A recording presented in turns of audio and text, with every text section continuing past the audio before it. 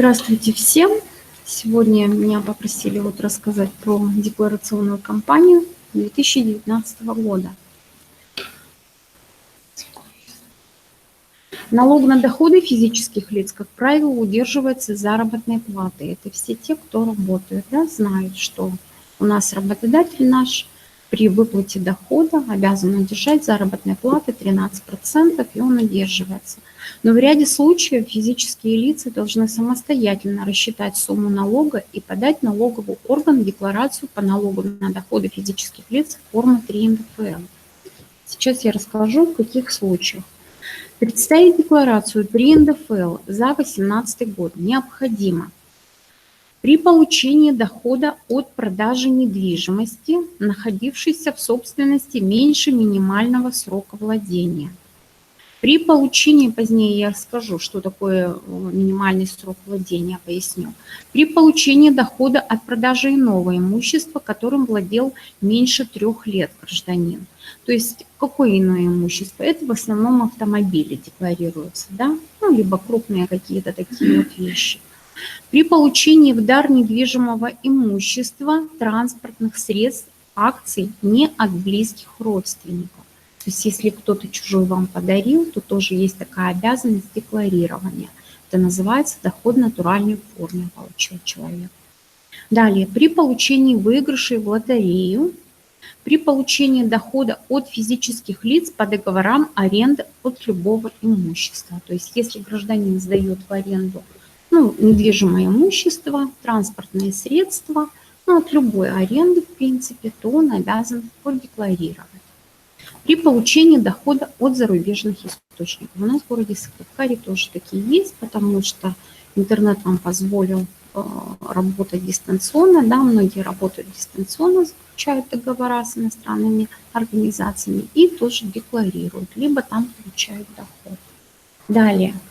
Представить декларацию 3 НДФЛ за 2018 год также должны индивидуальные предприниматели, это категория лиц, которые зарегистрированы, ведут деятельность, осуществляют деятельность, нотариусы, адвокаты, учредившие адвокатские кабинеты. То есть у нас есть адвокаты, которые работают в адвокатских образованиях, у них как основное место работы а есть адвокаты отдельно, они учредили адвокатские кабинеты и работают самостоятельно. Арбитражные, управляющие, у нас в эту категорию еще относятся сыщики тоже, есть если детективы. И еще есть определенная категория, которые самостоятельно работают, не требуют регистрацию, но которые постоянно получают доход. 1 января уже сказали, что стартовала декларационная кампания 2019 года. Это означает, что физическим лицам необходимо отчитаться о полученных в 2018 году доходах до 30 апреля 2019 года. Срок у нас в этом году 30 апреля – это рабочий день. Он бывает, если не рабочий, то он переносится на майские. А в этом году у нас 30 апреля декларационная кампания заканчивается. То есть человек, гражданин, если представит декларацию позже установленного срока, и у него, если была обязанность такая, то есть он продал что-то, то это может повлечь какие-то определенные финансовые санкции. Исчисленный в декларации налог к уплате необходимо уплатить не позднее 15 июля 2019 года.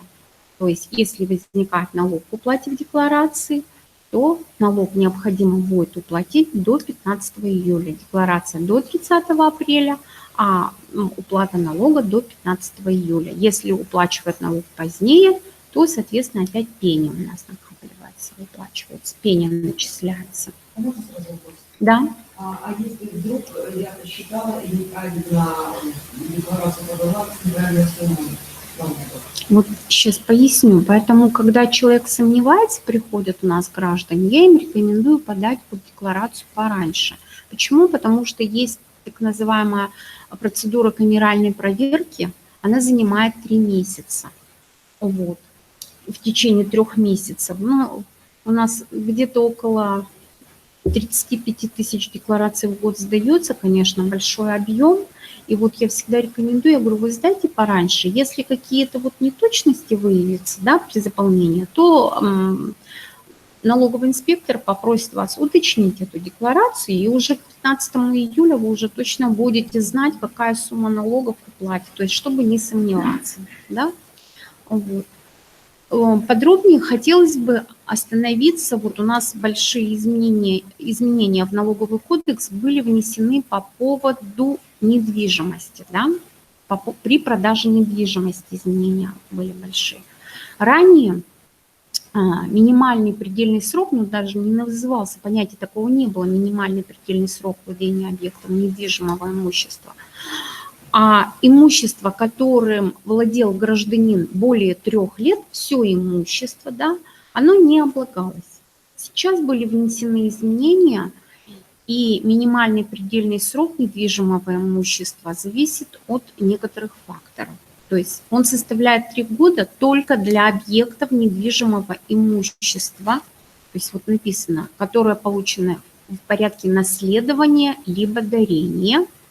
Далее, право собственности получено в результате приватизации, и право собственности получено плательщиком ренты. Ну, у нас сейчас есть такие, да, договоры ренты, в одно время очень сильно муссировалось это. Пояснить вам, откуда, чего, как, да? То есть я получила, допустим, наследство в прошлом году квартиру, и в этом году продаю. У меня предельный срок 3 года. То есть если я буду продавать не в этом году, а по истечении 3 лет, то у меня освобождение от налога. То есть моя продажа, вот этот доход, полученный от продажи этой квартиры, не будет облагаться. Вот это исключительно только для вот этих вот объектов, полученных вот в этом порядке. Угу. Я дальше скажу обязательно, да. Вот. То есть понятно, да, только в этих 3 случаях 3 года по недвижимости. По остальным случаям минимальный предельный срок владения составляет 5 лет. Ну, то есть для того, чтобы не облагалось. Если мы покупали, там, ну, в других случаях как бы мы получили, то это составляет 5 лет. Теперь вот как раз сказали про сумму, мы сейчас остановимся, потому что в кодексе такая фраза очень такая сложно написанная. Там попыталась убрать уже какие-то слова, но при продаже недвижимости, приобретенной после 2016 года.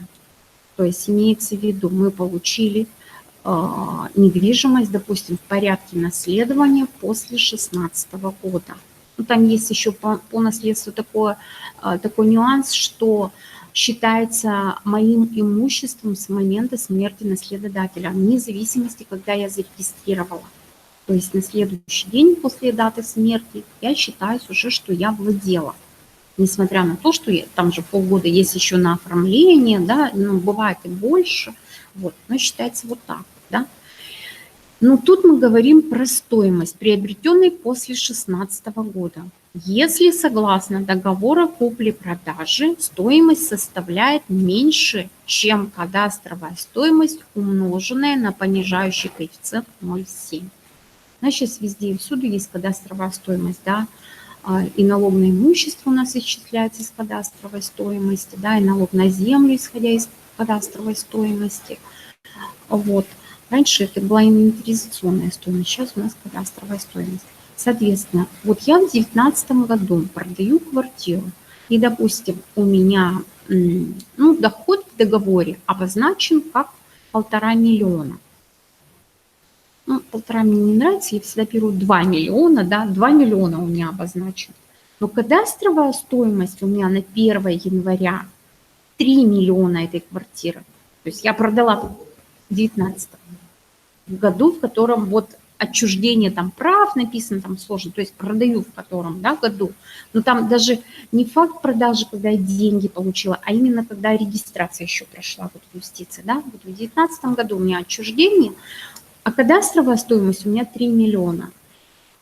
Вот, смотрим. У меня доходы от продажи 2 миллиона, а 3 умножаем на 0,7 получается 200. Так вот, в целях налогообложения НДФЛ я буду уплачивать не с 2 миллионов, тот, что я доход получила, а с 200. То есть всегда сравнивается. То есть мы берем доход, который в договоре указан, и сравниваем. Кадастровую стоимость берем и умножаем на 0,7.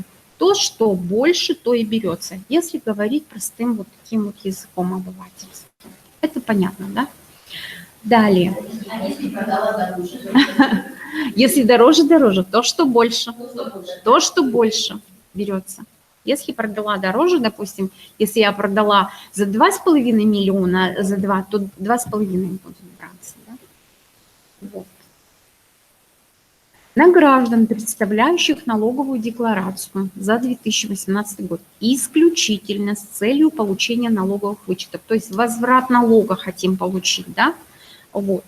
По НДФЛ установленный срок подачи декларации не распространяется. Но я, конечно, понимаю, что очень многие вот бегут, боятся, что 30 апреля мы везде там в средствах массовой информации выступаем, что 30 апреля это вот срок, все бегут, боятся, вот я там просрочу. Нет.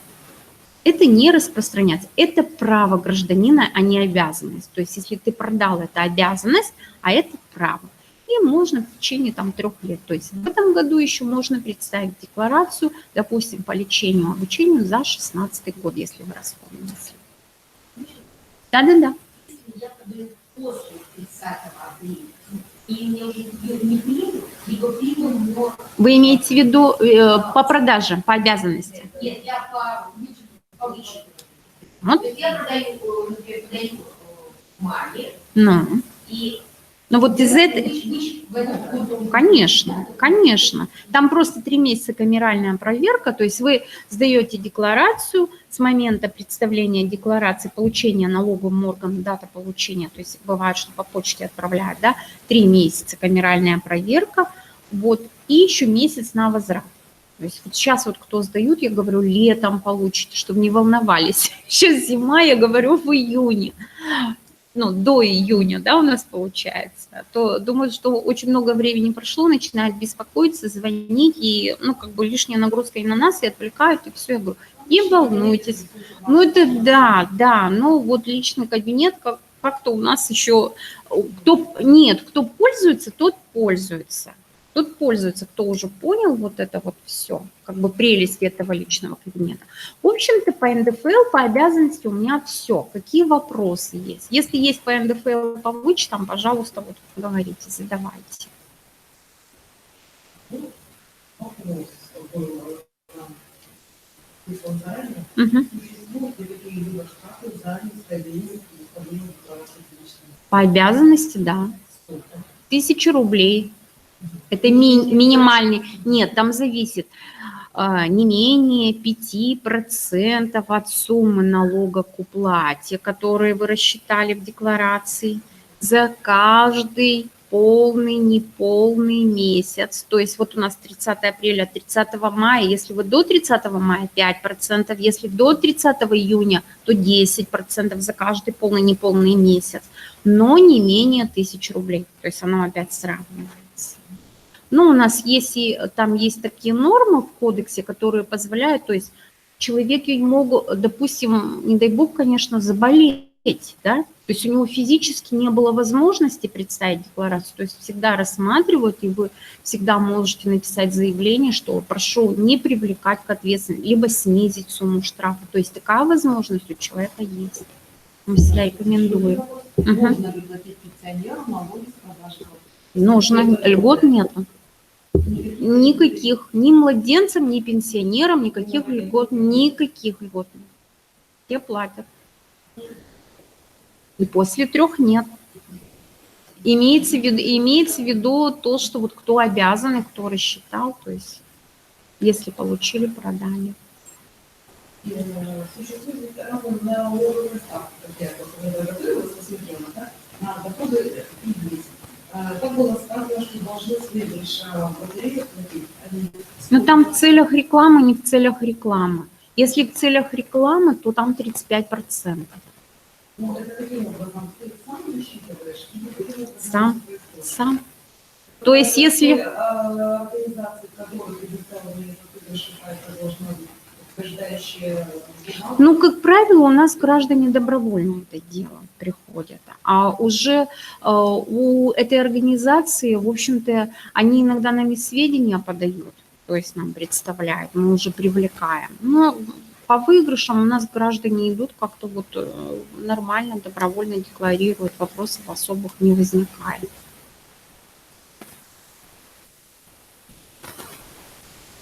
Автомобильный пост, если я ввожу автомобильный портрет и хочу подать,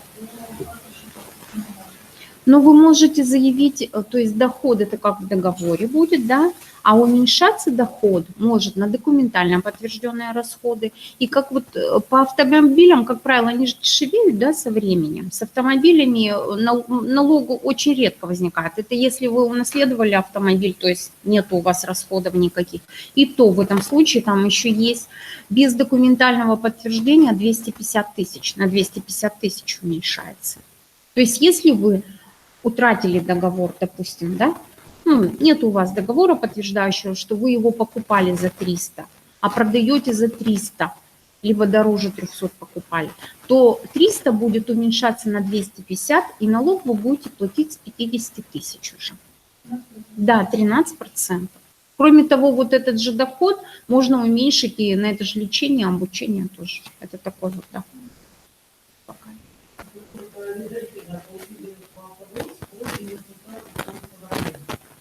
Разъясните, пожалуйста, ситуацию, когда собственник недвижимости ставит договор по договору деления члена семьи. И члены семьи должны подавать декларацию. Декларация родивших детей. Ну, там чего-то написали очень много, я порекомендую им в ТОРМ обратиться. Почему? Потому что надо в каждом договоре смотреть. Я вот так вот не могу комментировать, у каждого свои нюансы бывают. Почему? Потому что я слышу, что дарят доли, а может быть дети были там владельцами. Вот. Если дети, это близкие родственники. То есть если ты получил в подарок, я вот перед этим у меня слайды были, не от близкого родственника, тогда декларируется. Там напрямую написано как, сейчас скажу, супруги, родители, дети, братья, сестры, полнородные, неполнородные. А у них есть дарение В семье, не знаю, и надо смотреть предметно договор. Я не могу говорить, комментировать. Без документов это как испорченный телефон, да. Да, либо в ТОРМ, да, либо в ТОРМ обратиться, либо они могут сайт налог.ру обращение написать в этот, у них межрайонка номер 1 будет отвечать туда. Ну, желательно переложить копию вот договора, чтобы было понятно, о чем речь и степень родства там какая. По наследству я получил машину дачу. Должен подавать декларацию? Ну, продал он или нет? Или получил? Он получил просто? Нет, нет. Он пишет, просто получил. Наследование и дарение не облагается у нас. Наследование, доходы по наследованию. Он в натуральной форме получил, нет? Они освобождаются по 200. Да, потом уже. Да, потом, да. Да, вот, все, и миллион не облагается, допустим, там по земельному участку, ну как раз надо смотреть опять, что там конкретно в договоре.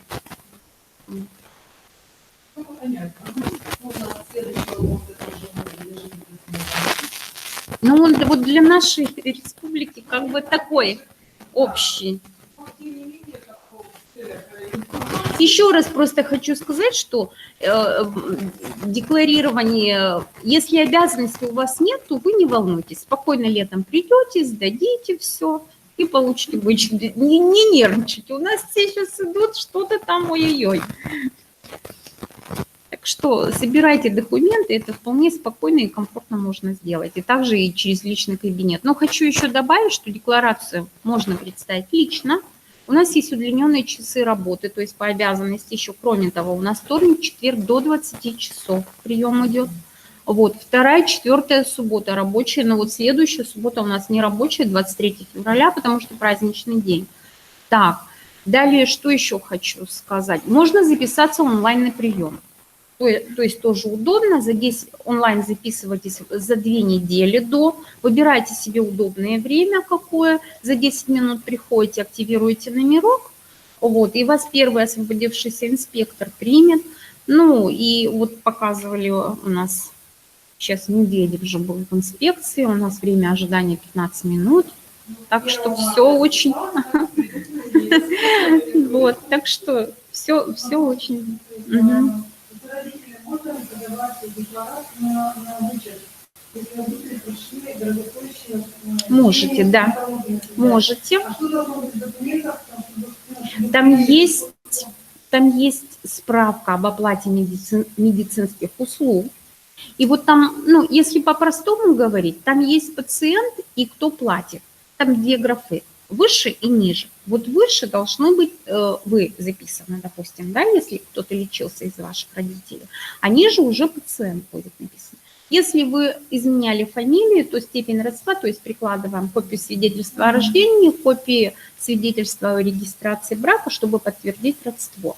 И какой нюанс? Если дорогостоящее лечение, то есть в справках это обозначается, там признак есть. Один, это недорогостоящее, и оно ограничение суммы 120 тысяч. Но это со всеми, если там еще какие-то у ваше лечение, допустим, было. И в целом за год можно заявить только в пределах 120 тысяч.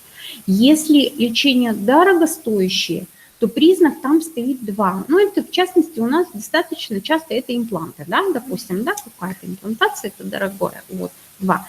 И когда у вас признак 2, то сумма расходов принимается уже в пределах расходов. То есть 200 тысяч, допустим, 200. А если оплачивать, допустим, карты водителя, должна быть оплата наличными? Ну, Человека, который... конечно, да, конечно, потому что имеется в виду, что вынесли расходы, да, имеете право на вычет. Но вообще у нас есть письмо ФНС, которые в целях, ну, как бы принятия расходов таких можно принять даже по справке. То есть если справку на вас выпишут, а выписка справки – это вот вся ответственность идет уже на лечебное учреждение, которое деньги принимало. Вот. Но, тем не менее, при проверке, опять же, налоговый инспектор имеет право запросить документы, кто там производил лечение. Да, лучше, чтобы без вопросов, да, дети платить должны, да. Я в таких случаях говорю, платите вот наличными, да, там же обезличено, не видно же.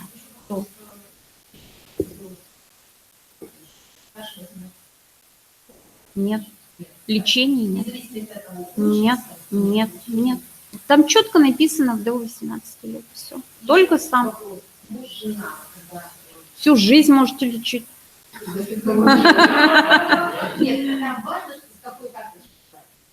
Нет, вы знаете, вот с мужем, с женой очень долго тоже, ну, всякие, у нас же кодекс вот достаточно молодой, будем говорить, относительно других кодексов, только в 2001 году, и разъяснение все-таки по гражданскому, по семейному кодексу, что когда зарегистрирован брак, это совместное имущество, и везде разъяснения у нас такие, что вне зависимости, кто платил, да.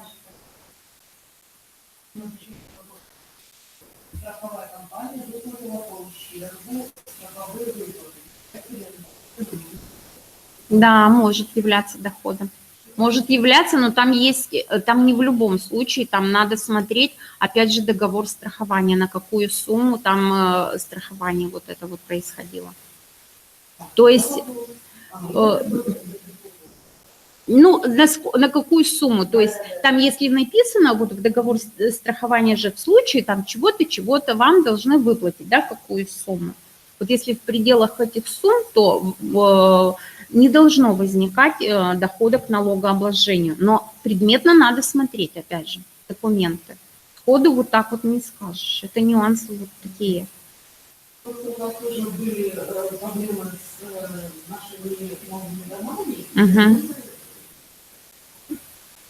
Знаешь, что где были привычные сомнения. А это другое ведь было? Это не страховое было, наверное. От компании, которая не... Строила, да? И вы судили за несвоевременное, да? Ну вот.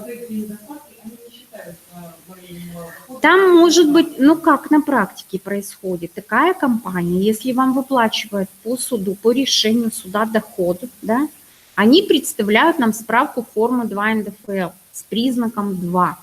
Это так называем, что доход не удержан.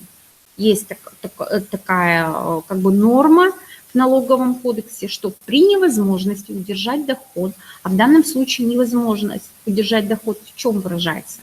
Если в решении суда написано, что вам выплатить вот такую-то сумму, при выплате они обязаны удержать, с одной стороны, обязаны удержать налог, да, вот, но они обязаны исполнить решение суда, как написано. То есть если там было написано, что выплатить вот доход за минусом 13%, да, за минусом 13% вот дохода. Если они нам представляют справку, во-первых, они нам должны представить справку с признаком 2. Во-вторых, они обязаны вас уведомить, что вам выплачены доходы, с которых не удержан налоги. Мы представили справку.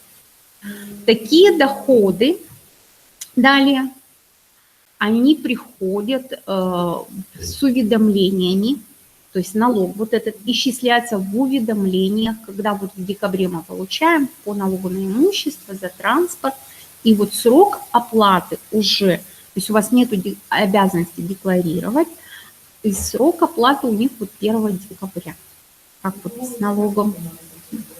Но они обязаны вас уведомить. Угу. Хорошо, тогда, наверное, следующий тема про самозанятых. Ну, давайте про самозанятых. То есть в общих чертах, я думаю, что понятно, у нас граждане достаточно активно пользуются вычетами, возникают в ходе. И, кстати, вот по лечению, вот по лекарствам у нас, конечно, тяжело идет все это дело.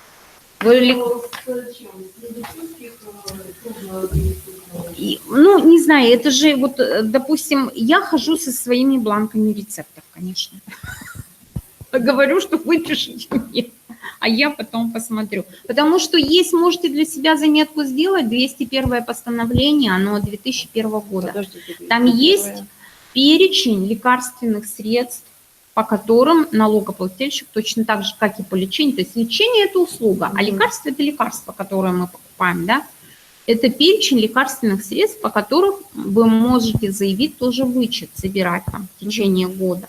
Но там нужен рецепт определенной формы, специальной формы.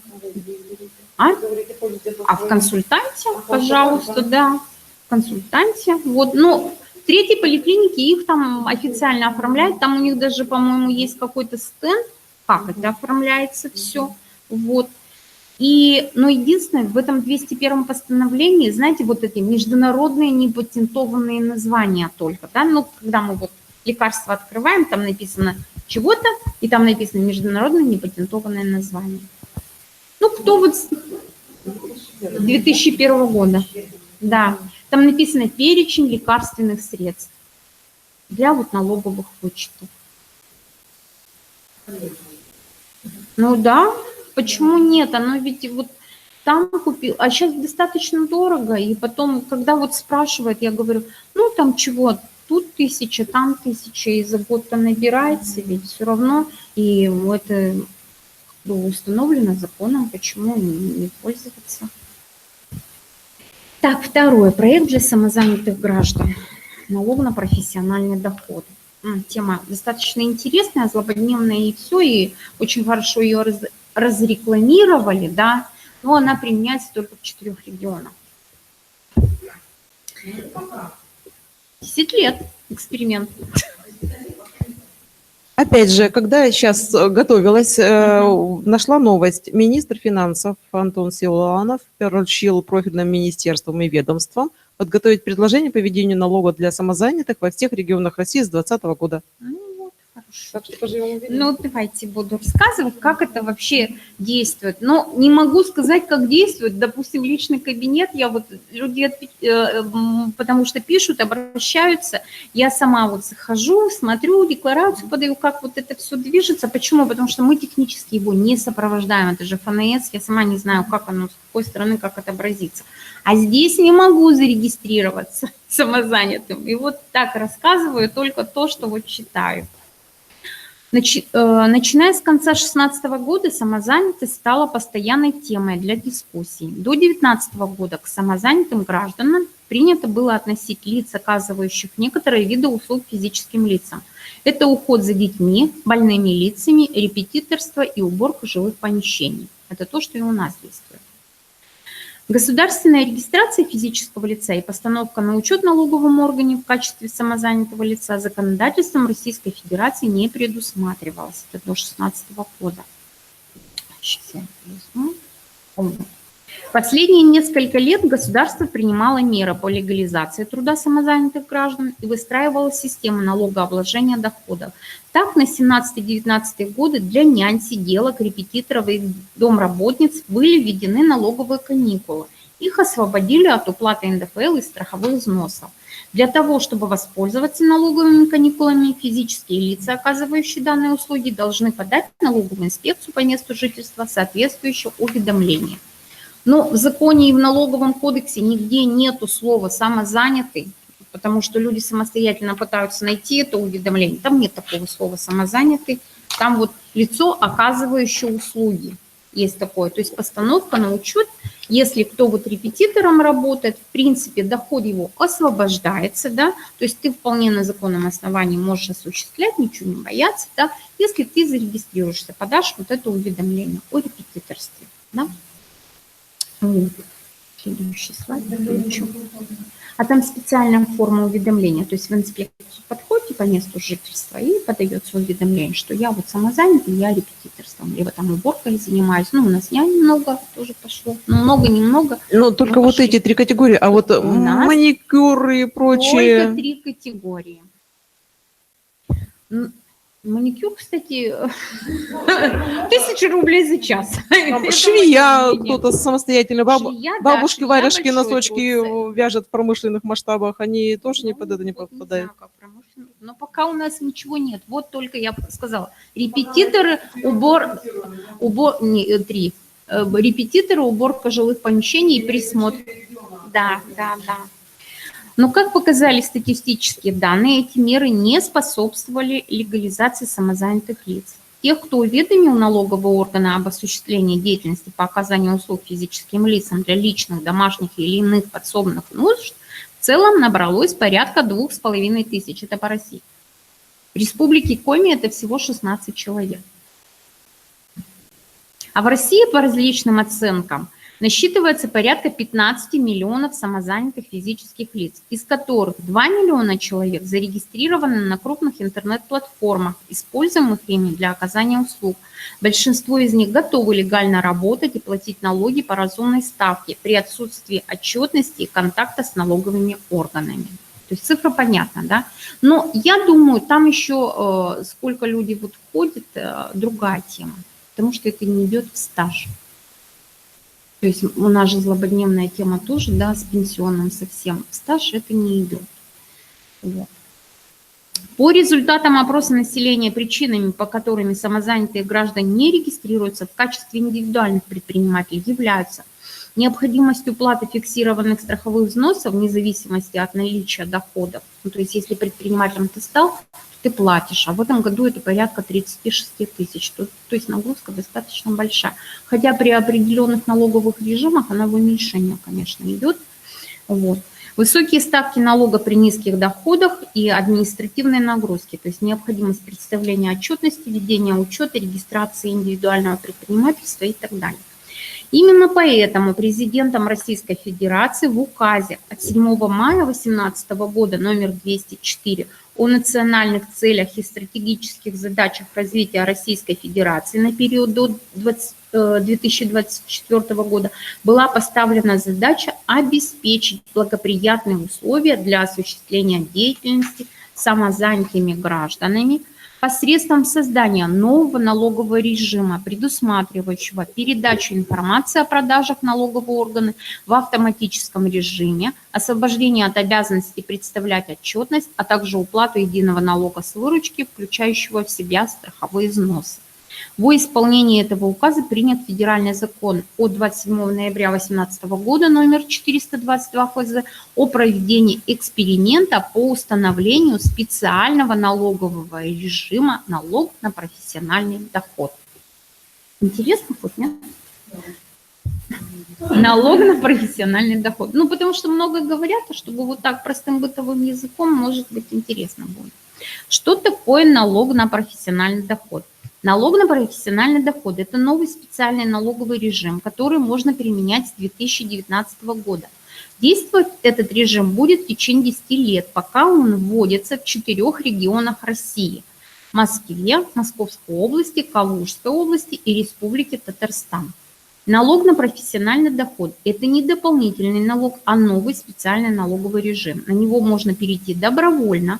У тех налогоплательщиков, которые не перейдут на этот налоговый режим, остается обязанность платить налоги с учетом других систем налогообложения, которые они применяют в обычном режиме. Физические лица и индивидуальные предприниматели, которые перейдут на новый специальный налоговый режим самозанятые, смогут платить с доходов от самостоятельной деятельности только налог по льготной ставке 4 или 6%. Это позволит легально вести бизнес и получать доход от подработок без рисков получить штраф за незаконную предпринимательскую деятельность. Как зарегистрироваться? Зарегистрироваться можно через специальное мобильное приложение «Мой налог» по паспорту или через личный кабинет за 10 минут и без визита в инспекцию. По паспорту с телефона или планшета. Это удобно, если нет доступа в личный кабинет налогоплательщика физлица. При сканировании паспорта данные для заявления распознаются и заполняются автоматически. После распознавания нужно будет сфотографироваться. Ну, они там просят. Там, в принципе, вот у нас налог.ру, там подробно все вот пошагово написано, как это сделать. Через личный кабинет налогоплательщика. В этом случае паспорт не нужен, понадобится ИНН и пароль, который вы используете для доступа в личный кабинет физлица на сайте налог.ру.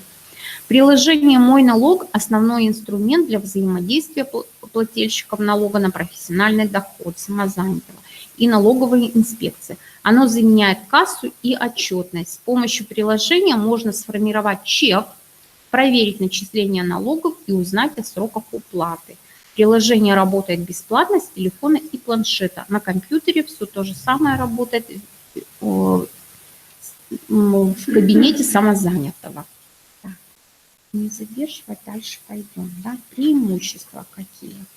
Нет отчетовой декларации. Декларацию представлять не нужно. Учет дохода ведется автоматически в мобильном приложении. То есть понятно, да, в телефоне зарегистрировались, и когда вам деньги получаете, уже вот вы даете чек, и она вся вот накапливает эту информацию и сама считает налог.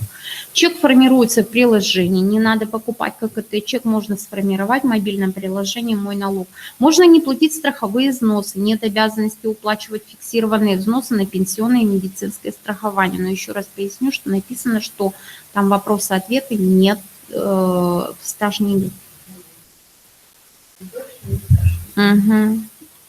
Легальная работа без статуса ИП, можно работать без регистрации в качестве ИП, доход подтверждается справкой из приложения. Предоставляется налоговый вычет, сумма вычета 10 тысяч рублей, ставка 4% уменьшается до 3%, ставка 6% уменьшается до 4%. Расчет автоматический, ее нужно считать налог к уплате. Налог начисляется автоматически в приложении. Уплата не позднее 25 числа следующего месяца. То есть в этом месяце получили доход, автоматически сформирует вот этот вот налог, сколько там вы вот этих чеков сформировали, да, и уплата не позднее там 25 числа следующего месяца. Но на практике не знаю, потому что не видела.